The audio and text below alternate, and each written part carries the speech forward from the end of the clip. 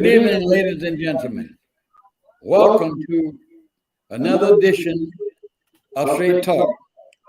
The mission of this show is to inform, educate, and to inspire you to understand how government, state, national, and local impact our lives.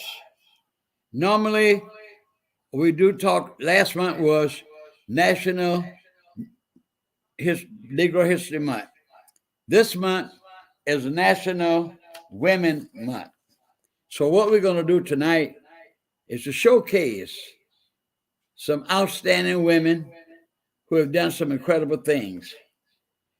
First, I start with President Kamala Harris, the first African-American woman to be named and elected as Vice President of these United States. When you think of the country has been in existence since 1787, we have never had anybody of color until President Obama. So we are real pleased to have Ms. Harris. In fact, she's doing an outstanding job right now dealing with this situation, this crisis, dealing with Ukraine. Secondly, I want to talk about the lady who has been nominated to be the first African-American Supreme Court Justice, Ketanji Brown Jackson. Let me just say this. When Obama appointed two Supreme Court women, no one said anything derogatory about this lady, both of the ladies. Now they're complaining about Judge Jackson. The lady is eminently qualified. Not only she, but there were 7 or 8 other women who fit that stature. But they didn't want to have an African-American woman on that court. Now, when President Obama was president, I thought he was going to elect a black woman president. I could see him evidently not electing the first election he made of the lady, but I wanted him to elect a black woman. But the second time, when he elected a Caucasian lady, I was really disappointed. Evidently, he knew why he didn't do that. But now the time has come. Ms. Brown Jackson will be the first person on the Supreme Court. She has the backing of many legal scholars that she is eminently qualified for that position. The next person I want to mention, an African-American woman I think is exceptional, is a lady. She's dead now. She died last year from cancer at 56 years old, and her name was Fannie Lou Hamer. Now, let me tell you about Miss Hamer. Miss Hamer was a resident and a citizen of Mississippi, the Delta part of Mississippi. She worked hard in educating black folk, the responsibility of citizenship, and worked diligently on voter registration, allowing black folk to exercise their fundamental right to vote in this nation. She went to the National Convention in 1968 and demanded that her delegation be seated with the Credentials Committee. There was a lot of problems, but eventually Ms. Hamer was seated, she and her delegation, at the National Convention. She had a saying that she always said. She said these words, and I quote her, "I am sick and tired of being sick and tired." She was a woman that fought for justice, dignity, and to make everyone equal in this nation. Now, I want to talk tonight about a special lady that she didn't know I was going to talk to her about this, but I'm going to say it anyhow. And that is my producer here, Mrs. Pat Gunn. Ms. Gunn has an apartment. She and I work together on many things other than this show. And she has an organization called Underground Tours. I'm used to saying railroad because I read about the Underground Railroad all the time. But First Baptist Church was a part of the Underground Railroad. But Ms. Gunn has this organization, Underground Tours. She and I were working on the program one night for this program, and she received a call from a lady in Virginia. Ms. Gunn was featured in Forbes magazine in 2020. And that magazine was one of the leading magazines in the nation, talking about her underground tours. Ms. Gunn received a call that she would be interviewed by public national television. She used my house last Thursday. I never saw so many people with cameras and rearranging the furniture in my den. Even my table in the kitchen had 6 chairs. They wound up putting forward. They wanted to look like somebody was living in it every day. However, she was shocked that that happened. And when they interviewed her, it took quite a few hours to do it. In fact, I went back in my office in my house and closed the door and watched television. And the television was so sensitive that the man knocked on the door and asked me to cut the television off. I had to do it, and I was really impressed. People flew in from New York, from Atlanta, everywhere you can think. There were about 8 to 9 people interviewing and getting this situation ready for Mrs. Gunn interview, which you will see next year on national public television. Ms. Gunn, what an outstanding honor that you will bring to this city. Outstanding. Well, I'm just honored, Mr. Thornton, that you allowed us to use your beautiful home for that purpose. And they were impressed with you as well. I told them this is a civil rights icon. What better person for you guys to meet? So they were quite impressed with you as well, and just honored that people see value in the history of Savannah and what we're trying to do. It was national public television out of Pittsburgh, Pennsylvania, a local TV show there that's on the national outlet for national public TV. And it was just excited to see them here so we can share our story. Are you finished? Yeah, yeah. Now let me move to another subject that's in the news today, and that is this situation that's going on in Ukraine. Horrible. Over 2.5 million people have left their homes. What a disaster. And I want to say this. I cannot understand how former President Trump, several members of the U.S. House of Representatives, praised this man before they invaded. When they were attempting to invade, they made these statements. Oh, what he was a great man. He was a genius. What a great thing that Mr. Putin is doing. But I haven't heard a word since he caused all this destruction. Where is his sense of decency? They bombed a hospital with children, with women about to have babies. How disastrous that was. How disastrous that was. He is a mean, evil person. I was reading about the late President Reagan, and Reagan called them an evil empire. And that's exactly what they are. Not to mention the world economy. It's causing the gas to go up. It's causing the shipping industry to go tipsy-turvy. So this is affecting the whole world. It's not something to take lightly. And we assume that wars always happen in other countries, but it could happen over here as well. So we really need to keep our eye on Ukraine and pay attention, because it can affect each and every one of us. And it has already begun. Look at the truckers. The truckers are complaining about spending hundreds more dollars on a weekly basis just to go up and down the road to, get transport going. So it's affecting the whole world, and it's also affecting us locally.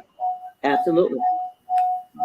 But Ms. Gunn, I want to say this, that I wish people would try to understand it.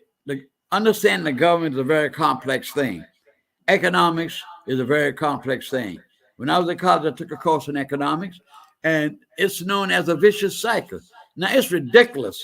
One of my neighbors yesterday, I went to see her husband, and she came up with some bags, and she had been to the grocery store. I said, well, things are very high. Yes, you can thank Biden for that. That's ridiculous. People don't understand at all how the economy works. The gas is high, I realize that. But Biden does not control the gas.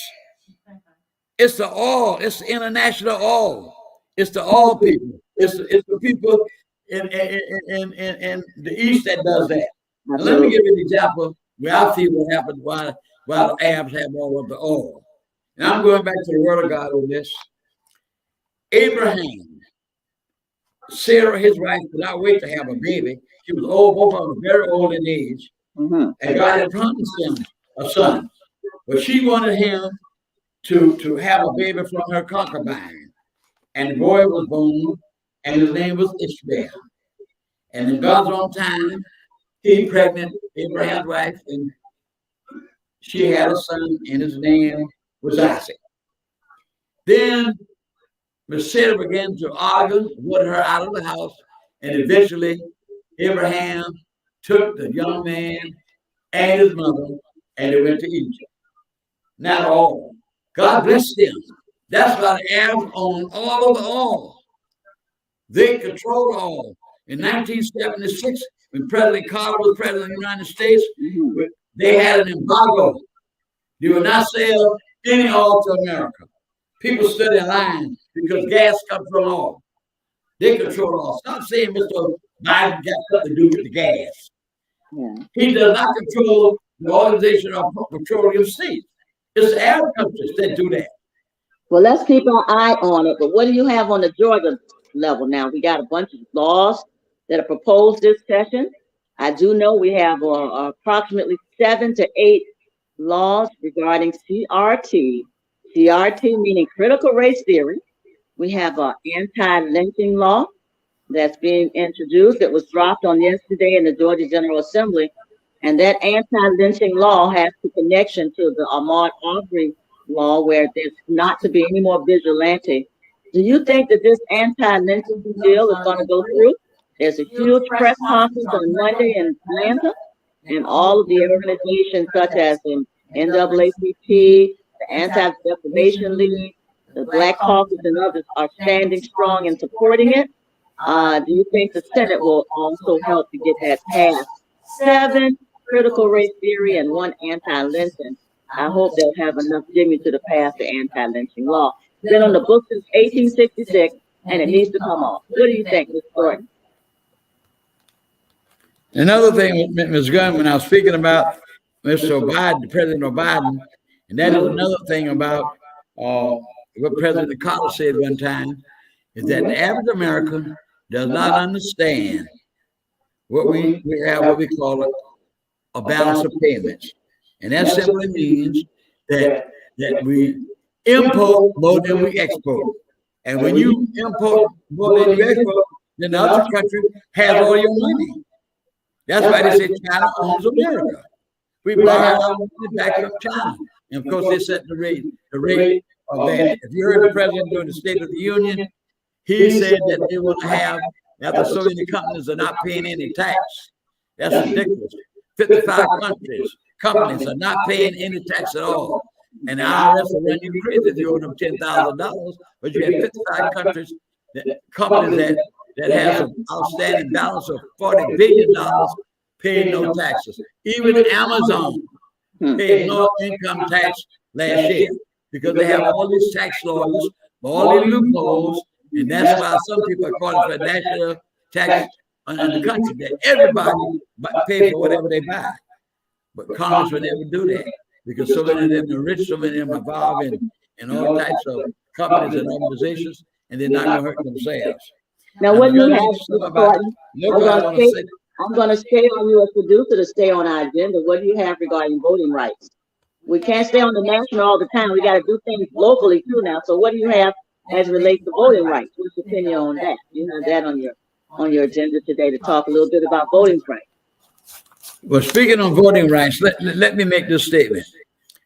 Voting is a fundamental right of a democracy, when everyone participates. Now, after the election, and Mr. Trump with all those lies about someone still in the election, all the courts that we went to, he was proven wrong. There was no fraud in the election. What did he do? He called the governor and the secretary of state himself in Georgia and tried to find votes. That's a felony. That's a felony. He had people indoctrinated that the election was stolen. Even his former attorney general, Mr. Ball, said that was a bunch of crap. There was no fraud in the election. Of course, Trump got mad and told him to get out of office. But the fact is this, that what hurt me is that they passed a law in Alabama. Yes. Gerrymandering. Gerrymandering simply means that they will include a certain section of a city or county and bring it into the city to dilute the African American vote. And what hurt me more than anything when Justice Clarence Thomas voted along with the Republican justice Yes. to invalidate and not to invalidate that law, but to say that law was just. How can it be? It seems like all the laws that we pushed for over the past 40 years are being rescinded. We got to push hard. You know, the American Civil Liberties Union used to have a slogan, and I think they still have it, Ms. Thornton, and it says, we must always be guardians of our freedom. So when you're talking about voting rights and gerrymandering is happening here in Georgia, it's happening right here in terms of the reapportionment that's going on. We've lost a lot of black districts in terms of representation. For example, Savannah State is now represented by non-African American representatives. So when they redraw these lines, we got to pay attention. So we are losing some ground right here in the state of Georgia, right here in Chatham County, where they drew the lines, and we're lost and we're losing ground. So we've got to pay attention. A lot of people say, why should we vote? Well, you know, this system, everything is affected by politics, regardless of whether you want to own it or not. If there's a law that's passed tomorrow that says I'm going to take 50% of your pay, it's going to happen. So you got to have some power in your vote. We must never relax. We must always be the guardians of our freedom. Don't you think so? Well, when it comes to voting, so many states have passed laws to restrict voting. Mhm. It's going to be a difficult election in the November election. It's going to be hard. It's every black person will have to vote. We came out like nothing during the 16th election, but we really got to get out Yeah. during the midterm election because they have all these restriction laws like Georgia. Nobody can give you a glass of water, or soda, a cookie, or nothing while you stand in line. It would be not a misdemeanor. As far as they're concerned, it would be a felony, and you could be arrested. All type of laws to discourage you. But we must stand in line. So many people get their lives to vote. And what hurt me, like I say, when Judge Thomas ruled that gerrymandering take away the rights of African Americans, these black themselves, and all that stuff happened in Selma, Alabama with Dr. King. They called the voting rights bill, and the Supreme Court gutted the most important part of that bill, Section 5, which means that meant the fact that every state in the South would have to get pre-clearance from the Justice Department before they do anything by redistricting. Now, you got the John S. Lewis bill rewritten to take care of that, but they won't pass it. They won't pass. That's correct. They have the law to do it with all those restriction laws that they have passed. And of course, we'll have to see what happens. We'll have to see and pray that it happens. So we have a problem with voting, but we got to stand strong and we got to vote. Get out of the house and vote. 10 people lost their lives for the right to vote. I remember when I was a young man and Mr. Law was telling us, the gentleman named Mr. Henry Moore, I should ever get his name. He was an outstanding person in Jacksonville, Florida in the 50s. Yes. Outstanding NAACP man, working with people to register vote. And he and his wife went out, they slipped in the man's house, put a time bomb under his bed. Yeah, I remember that. And later in the morning, early in the morning, they detonated that bomb and blew he and his wife up. Terrible. Just trying to register. People lost their lives. Even in Selma, Alabama, a white minister was killed. Not to mention that lady from Detroit, they shot and killed her. Now, how can Justice Thomas, as far as I'm concerned, sit on the Supreme Court and allow this to happen? He can't vote against the Republic because he's so entrenched with them. He can't vote. Shameful, and that's so wrong and unjust. Shameful, shameful. So let us get out and vote and do our part as a citizen and stand and for the Democrats because they don't want to care for poor people. I remember reading a book where Harry Truman said this, that the Republicans are for rich people and let nobody tell you differently. And we see that was the party of Abraham Lincoln. But they're way out of tune with the philosophy of Mr. Lincoln, unfortunately. But let us stand firm and let us vote. I want to, Ms. Gunn mentioned something about the critical race theory. I want to make a few points on the critical race theory. About 2 weeks ago, I'm a retired man, and I mostly read and watch television, not too much television. I read more than I watch television. But the telephone rang, and I answered the phone. I can't remember the white fellow's name, some gentleman. And he said, "When I speak to Mr. Thornton," I said, "This is he. What can I do for you?" He said, "Mr. Thornton, you know, we got so many problems going on in the country." I said, "That's true. And this critical race theory," I said, "Hold it. Hold it right there, brother. Hold it." I said this to him.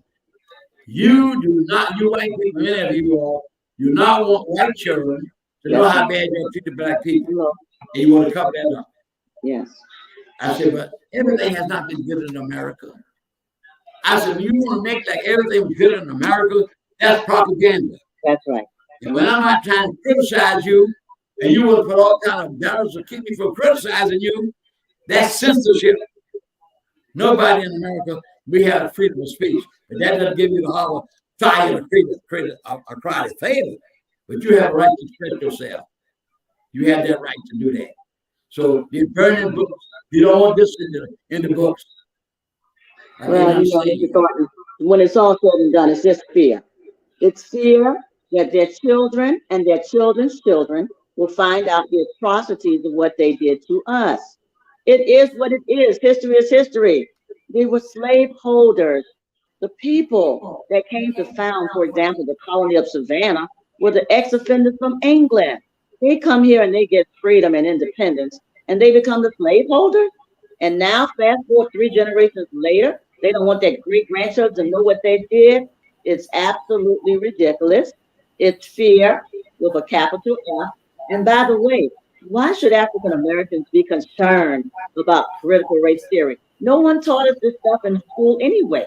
We had to find it on our own, Mr. Thornton. You know that. Libraries and alternative schools on Saturday in our churches. So we got to focus on educating our own children about the history of this country, global history, and not be concerned about CRT. I am concerned about these young teachers that are losing their jobs, though, because they can't teach the truth in school. And I say to them all the time, put together your own toolkit, start Saturday academies, go online and teach. They cannot stop truth. Truth telling is essential so that folks will know what happened, so it'll never happen again. Now I want to, those are main topics that we covered tonight, dealing with state and local voting rights. And I want to take a moment to speak about the last slave auction that was held here after the 13th Amendment to the Constitution, which outlawed slavery in this country. And the last slave auction was held right here in Savannah, Georgia. Is that right, Ms. Gunn? Absolutely. March 2nd and 3rd, 1859. They have a marker there on Augusta Avenue, but from what I can understand, that the auction really was held about half a mile away from where the marker stands. That's correct. And there's a problem that they have this in court by this particular land that was sold to the Salvation Army to build some type of center. But what I want to say is that, to me, that's sacred ground. These people were sold 235 slaves, and it was raining. The torrential rains that particular day when they were sold.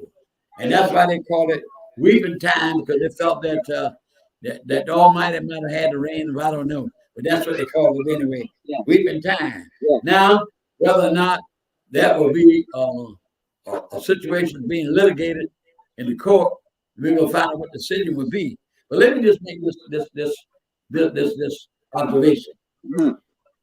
During World War II, there were 7 or 8 African American soldiers. The company that they were in, most of the men were wiped out by the Germans while they were fighting. They gave out of ammunition, so they had to flee. It was raining, cold, snow, everything. So they passed this farmhouse and knocked on the door, and these Belgian people, very nice to them, invited them to come in, gave them some hot soup, and told them that they could sleep in the barn. And what you think happened? Someone saw the lady allowed these soldiers to come into her house. They notified the Germans. They came and took them, and the mission was to take them back to the German line. But they decided not to do that. They killed them. And when they killed them, they mutilated their bodies. They took the bandits and struck all in their eyes. It was a terrible thing to read. But what did the people in that little community do? There's a monk, and he showed a monk on television that night when I was watching the documentation. The marker was put in there to remember how those young men were shot, killed, and their bodies were mutilated. But now we can't have a marker here. Well, Mr. Thornton, it's called with auction of slaves. Millions of them were killed. So it's called Lest We Forget. Millions of them were killed. Lest we forget. Let me just say that. Let me just make this observation. If that area had been Jews slaughtered by the Third Reich, there would have been a holy ground with a marker. They would never build anything on it at all. Absolutely. I agree. I mean to Belgium because these people in another country, and they honor these men who gave their lives for this country. And right in this country, millions of African Americans who built this country. Like Lincoln said, work without toil, without pay. That's what we did in this nation. And we're still fighting. But I have a statement I like to read here, what they said about race. The man's name was Mr. Melvin Drummond. This is what he said about America. And he's a white gentleman. Race is one of the central themes of America's history and culture, which is an issue that has been destructive, divisive, persistent, and permanent. 200 and something years since 1865, and we're still talking about racism in this nation. How ridiculous. But I want, like I always say last time I had the show, for the parents and the grandparents to indoctrinate their children, their grandchildren, about how we had a long way to come as a nation. If you read the Word of God in the book of Exodus, when Moses was prohibited by God from going into the promised land, if you do anything about Moses, you'll feel aggravated when he's dead. He struck that rock of water. That didn't please God. He lost his temper. So God allowed him to come up and look into the promised land, but he would not let them go into it. So Joshua, here's my point. Joshua led the children of Israel to the promised land. What did he do?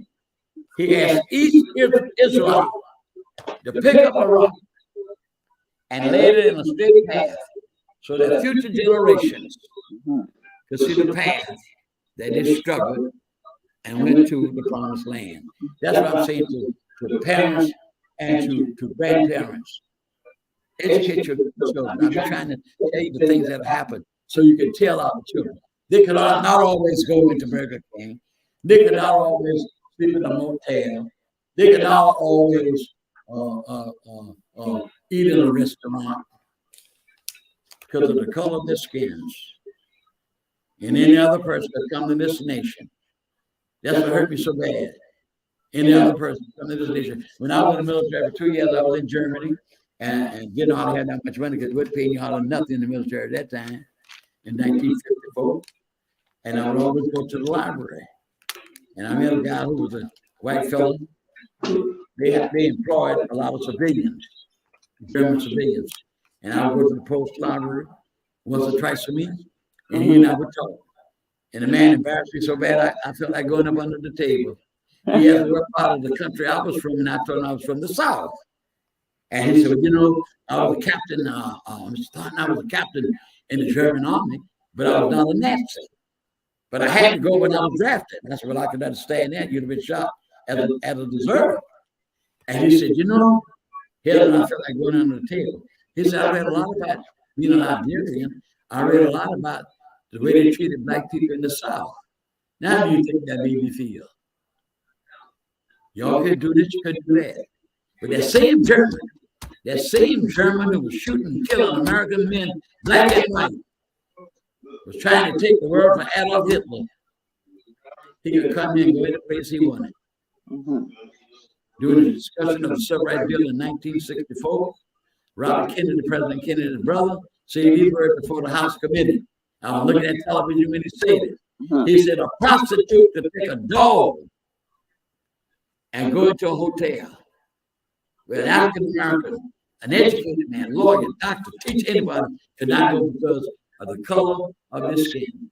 You know, Mr. Thornton, it's all good to talk about the Kennedys and all of those, but I got some problems with them, you know. They had the power, President Kennedy had the power to do far more when Dr. King was saying, please give us some help too. So when you reference the Kennedys now, that's a real touchy spot right there because the Kennedys didn't do so much. People love them, and Bobby did more than John. But the President of the United States, President John F. Kennedy, didn't do too much for us. He procrastinated. Dr. King, you know, pleaded for justice in the South.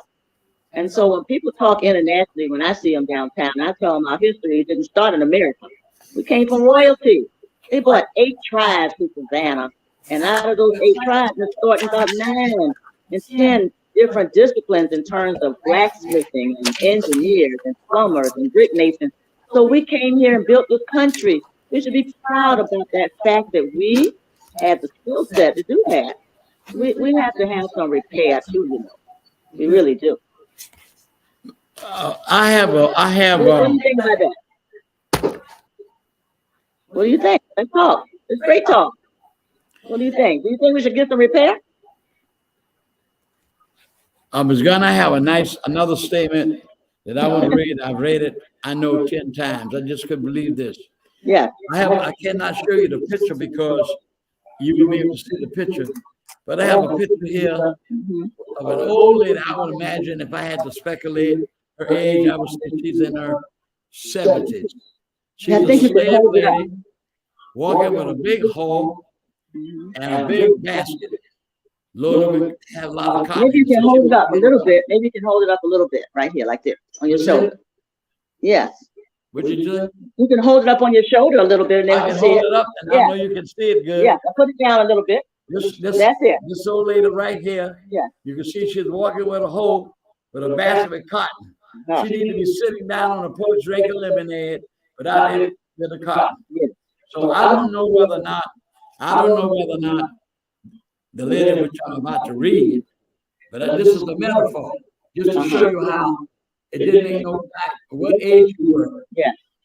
When they wanted to use you as a slave To build America. To build America. Age had nothing to do with it. Yes, we built America. We built America. This is the paragraph I want you to pay strict attention to. I read it over and over and over. I've talked to friends. I said, I want you to hear something. You're not going to believe this. It ought to make your blood boil. So I will start reading here. And I held this picture of this lady because I assumed after this lady got out of slavery, it could have been she or a young lady. Here's what the lady said. One Negro field hand, a woman sum up her feelings in these words. All my life I have worked for them whites. I have given them houses and land. They have rode in their fine carriages, sat in their nice parlors, taken voyages over the water, and had enough money, listen to this, which I and my people earned for them. I have had my back cut off. I have been sent to jail because I cried for my children, which were stolen from me. I have been exposed before men. All y'all know what that means. Listen to this. All my daughters have been compelled to break God's commandment. They could not help themselves. I could not help them. White men have done with us just as they please. Now they turn me out of my old cabin and say these words. Oh, dear, help me. Get out. Oh, dear, Jesus, help me. Now just think about that. If you were a slave woman, you had a 15-year-old daughter, and the master said, sit up in my room at 10 o'clock. What are you going to do? You have no choice. You had no choice. That justifies You 150 had no years choice. later. We need Now, some no, reparation. they took advantage, as this lady said, We need they took reparation. advantage, of Yeah, black women. absolutely. Now, then in the 40s, the 50s, the 60s, before the Supreme Court ruled you could marry anybody, you couldn't marry a white girl. A white girl couldn't marry me unless she wanted me. But these people here would take it without any cause. Mm-hmm. And they couldn't even rebel. Mm-hmm. They could not even rebel. How sad that is, the way they treat women. Now, I'm a hold this book. I talk from time to time about this book, which I read, but I can't tell you everything one time in it. This book, Uncle Tom Cabins, written by a lady named Miss Shaw, Harry Beecher Shaw. Yes. One incident in this book, a slave woman had a baby that was born blind. Mm-hmm. And this mere man came and tried to take the baby away from her. She refused to give up that baby. She knew he was going to kill that baby. What did she do? She jumped in the river and drowned herself along with her baby. All these atrocities black people had to endure. Yeah. But I'm here to tell you this day, remember this when I say this, God neither sleep nor slumber. And America will pay for all of this, believe it or not, in his own time. They will reap what they sow. Now, all these big corporations, I have a friend of mine who said to me, he said, "Look, we ain't our families, we didn't have nothing to do nothing. No, you didn't have nothing to do with that." But what got me to say that? But they have not done anything to make the things better for the people that they enslaved. All these corporations that exist today because of money that has been handed down through generations. I read the other day, but some corporation didn't give the name, gave for scholarship to some college. Didn't even mention the college, but it gave to college because they had to give. So are you saying that they benefited from slavery economically? They gave it anonymous. So even if you were, they put it in print. They put it in print. Huh. Now So you all wait until I tell you and give a lecture on the minimum wage. You're gonna be shocked. well, right now, what about House Resolution HR 40? It's a federal legislation that's calling for repair. They have a special study commission right now that this passed. Congressman Sheila Lee just did it, and it's talking about the study of reparations. So slowly, maybe we'll get some conversation going about what you're talking about. You're talking about the atrocities of slavery, and I'm saying that the solution is repair. And so hopefully it will come to pass with HR 40 that's been around for 40 years. Can you imagine? Every year it goes to Congress and they keep kicking it out. And finally they got a commission on repair. It's the same thing you're talking about. It's the other side of the barrel. We got to have some repair from what they have done to us. Another situation in this book that I want to tell you about, since we have time, trying to kill a lot of time. Just a mean man named was Legree. He went to an auction and he brought back some men. So he told one of his slave women, "Should I brought you back a husband?" Wow. The lady told him, "Say, I already have a husband. He's in New Orleans. You know, they never recognize a black man and a woman as a legal marriage. There's some stuff they talk about jump the broom, which is something that they accepted that as they're united in marriage." She said, "I already have a husband." He said, "Well, that's all right. I just brought you another one. What can they do? But accept what happens." And that is awful. So this country have a lot to pay for, and we have a lot. Now next month is the Easter month, and I'm going to. If you were born after the 60s, you have no knowledge of what went on in Savannah, Georgia, with the boycott on Broad Street. Never in my life have I seen black folk that made me so proud. I was in it myself. I was lying in the streets. I sat in. I was almost put in the police car to go to jail for what I'm not going to tell you about it now, but I'll tell you next month about Easter. But I wasn't worried about it because as soon as they put me in the jail, the word went to the command center that the police put Grover Thornton in the jail in the car to take him to jail. And I would tell you what my misdemeanor to them was.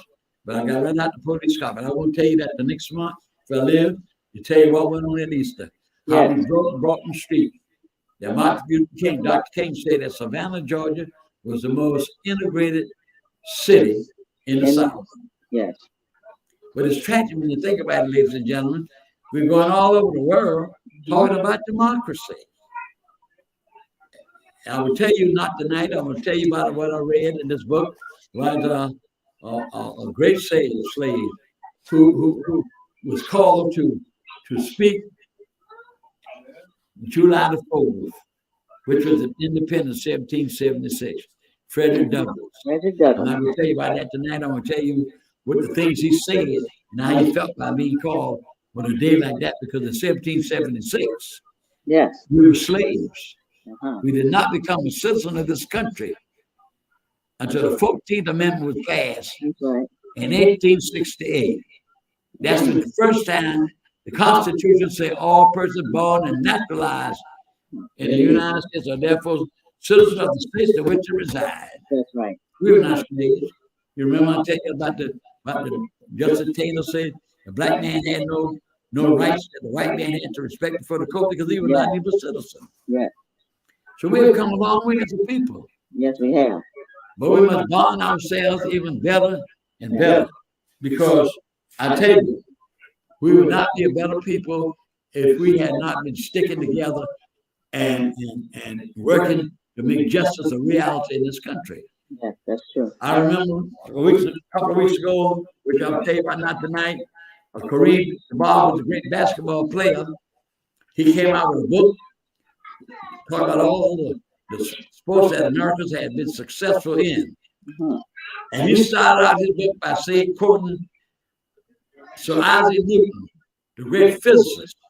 And he said these words, that if I had made any achievements in the world, now in the future, it is because I have stood on the shoulders of others. That's right. Great people. Yeah. So our forefathers and our foreparents, they do a lot. So we must carry on the ball and work hard our children, the next generation. Personally, I'm an 88-year-old man. My time is short. But I can say this. I worked in this community to make things better for the community for over 60 years. And I haven't started yet. I haven't stopped. And I never plan to stop. That's why the name I show, Straight Talk. True Future, you got to put it on. That's right. But I want our people to be better. I want our young men to stay away from the drugs. Too many of our young men in prison for drugs. And vice that kill you and destroy you. I take drugs. You wasn't shot by the doctor. You don't have to take no drugs. You don't have to fall for that device. It destroys you. You get to hide your ass no time. That what it does, it makes you go kill somebody else to get more. My goodness. You are the future generation. Our young people are the future generation. Absolutely. And if the trend does not change, I always say this, if the trend does not change, our black young women will not have no decent men to even marry. Wow. Got a lot of work ahead. A lot of work ahead. Make something out of your life. Yes. That's what I try to tell our people. That's what I look at Mr. W. Law and other people who work to make this community a very, very good place.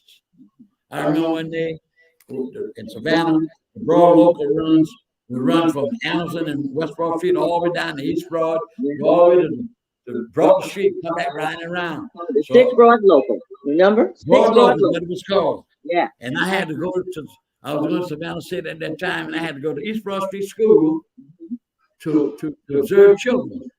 And Judge Gasson, right? Judge Gasson, I'll talk about him when I talk about Easter. But his wife worked at Savannah State, and she was the supervisor that would go around to make sure I was observing and doing what I was supposed to do. So I got on the Broad local on Anderson and West Broad Street, And like I said, the bus would go east, go down East Broad, come back around and walk all over. So I just sat on the first seat I sat on. And old white bus driver, they had a sign in the bus. The black folk up to this part, the white folk that part. So I sat down there with 3 black people, women on that bus, 3 or 4. And the man took him the bus practically.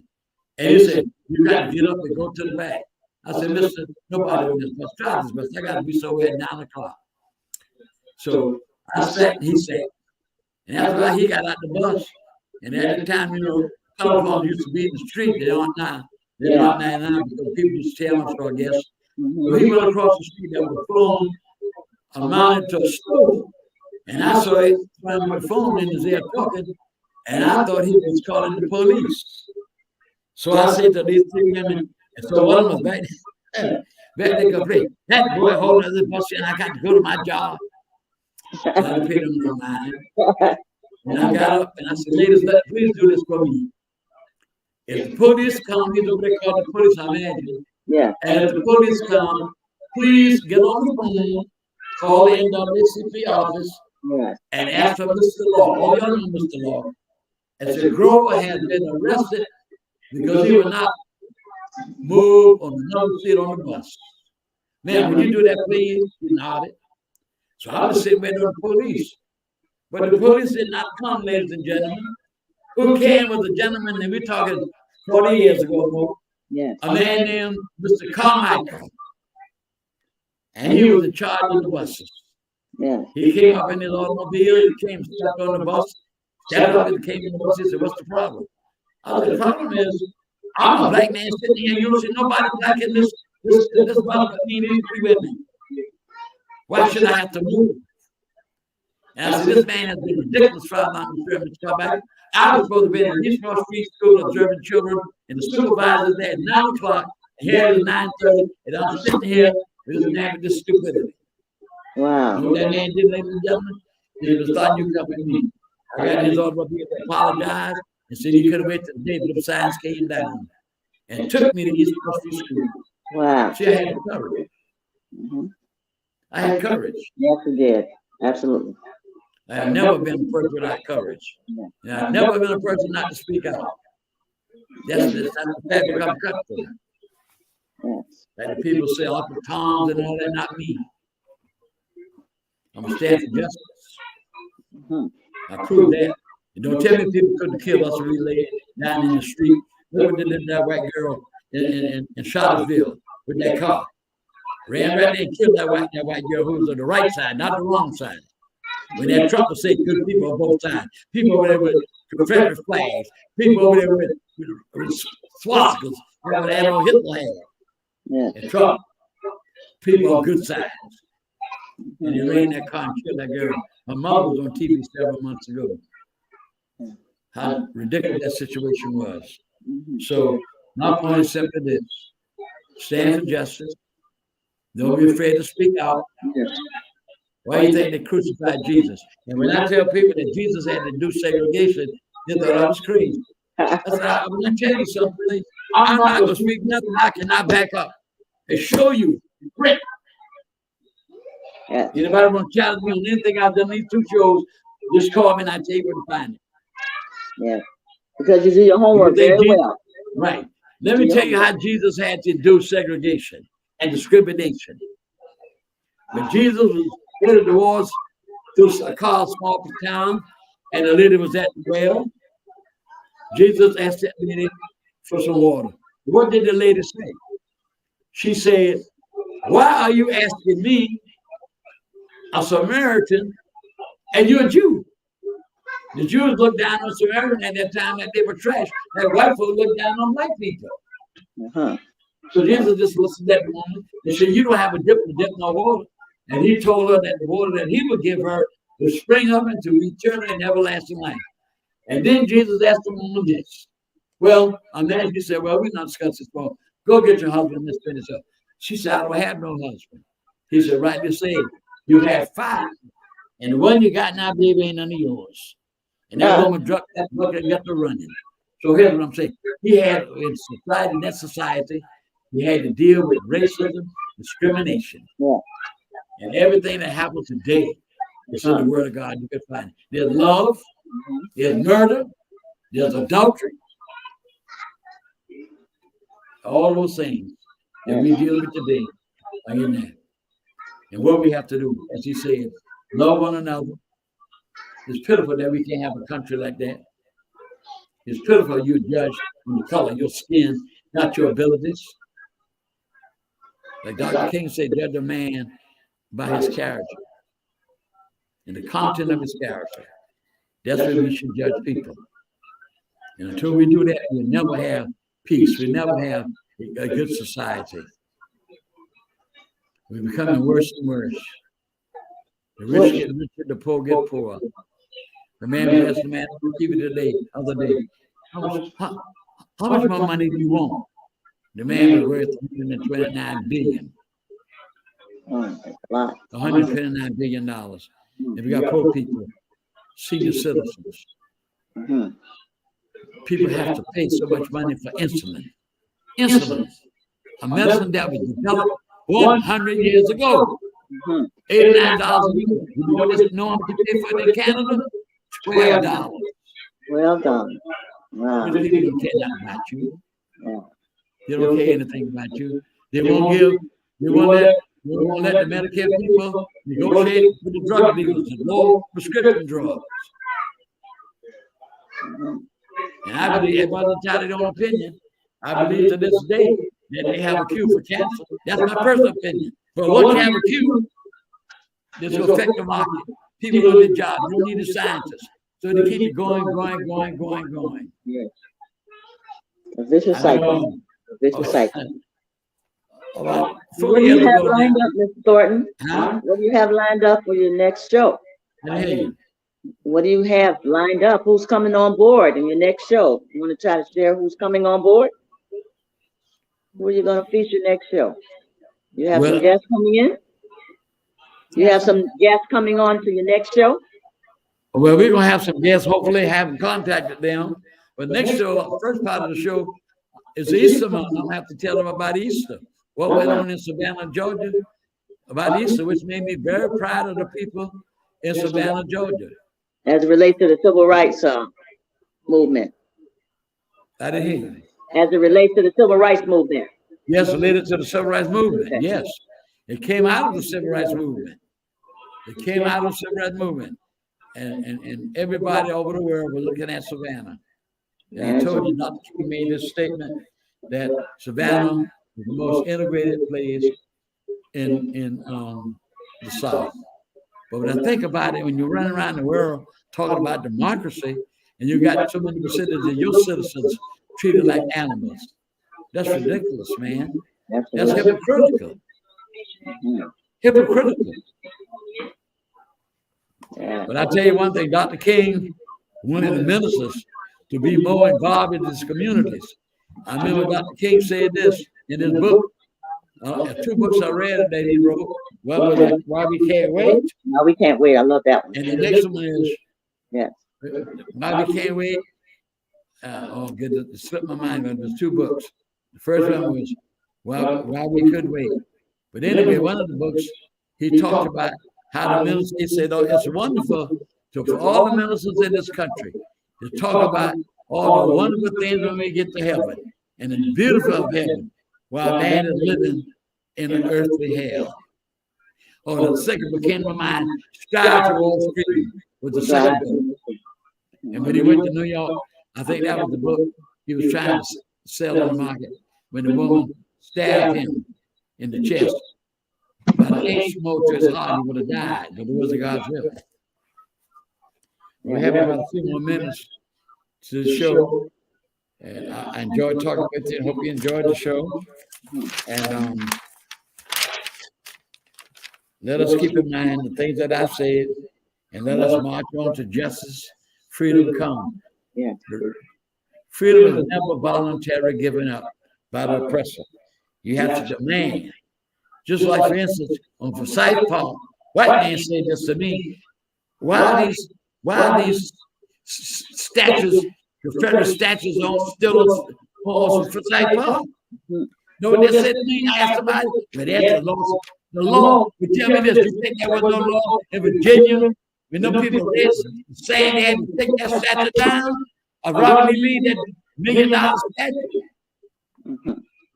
Nobody's saying I'm a government official. Nobody's saying that. I don't care what the law says. If there is enough saying, create trouble. Like Good that trouble. boy said, good trouble. Good trouble. Good trouble.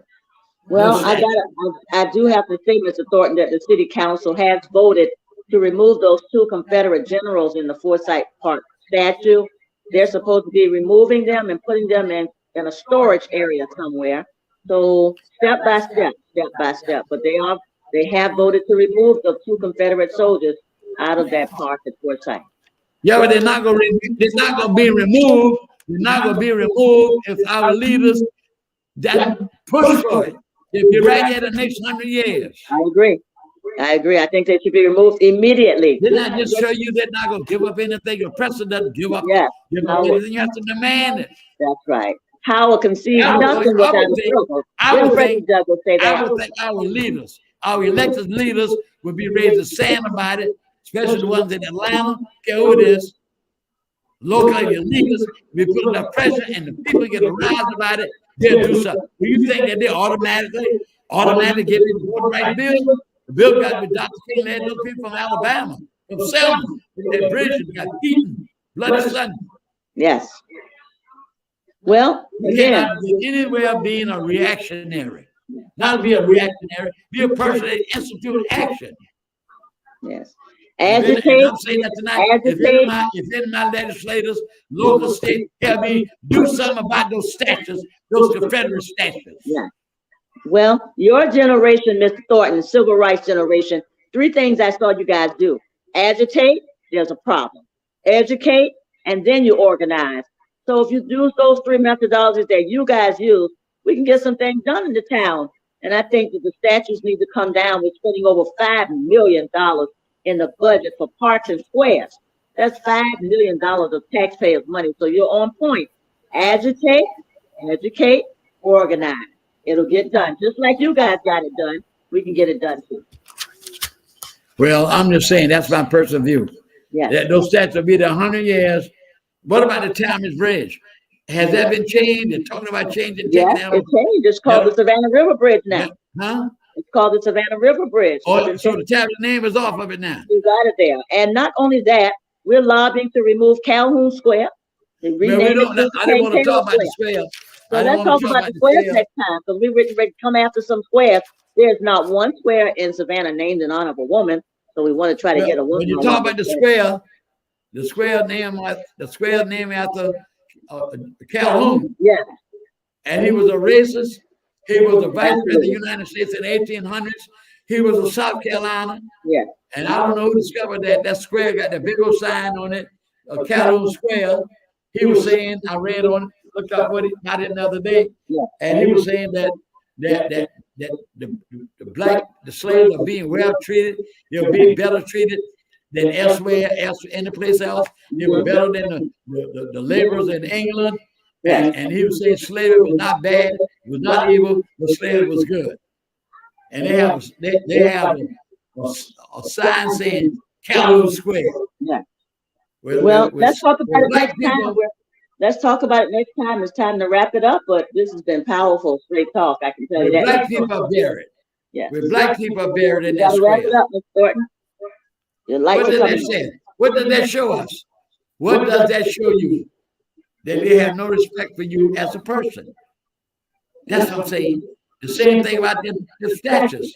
They'll be there 100 years if people don't rise up and do something about it. Absolutely. Well, Ms. Thornton, thanks for having me on board as your producer. I think this has been powerful and more to come. This is number 2 of many. And so it's time to say goodnight to them. And well, it's time to say that this show's coming to an end. Yes, sir. But I enjoyed speaking with you tonight. Yeah. And we look forward to next month to wrap up the Easter ceremony. Mm-hmm. I want to end with this right here. Tonight, I want you to listen very well to this writing here. There has never been no other people in the world who have had to endure lynching, rape, severely mistreated, not allowed to read or own anything, families destroyed by slavery, and yet survive. That's the key thing. God help us and help us to survive. To tell all of these atrocities to our children. Now the question is, as I was telling you about all these drugs and everything, the question that I'm saying to the African American community, every place, will we continue bonding our families? So with this, I will tell you good night. Thank you for listening. Ms. Gunn, will you give a phone number to our audience? If you have a question that you want to ask, she'll look, tell me, listen to the question, and give me the question, and I'll seek the answer. So you can text time, you don't have to give no name. I'll just say a person call and ask a question about this, that, and the other. Then I will give you the answer if it's in my authority to do it. If I can find the answer, I will give it to you. Yeah. So the number is 912-413-0999. If you want to call and talk to Mr. Thornton, or if you have a question, you can text him at that number as well. 912-413-0999. Straight talk with Grover Thornton. Thank you very much and have a good night.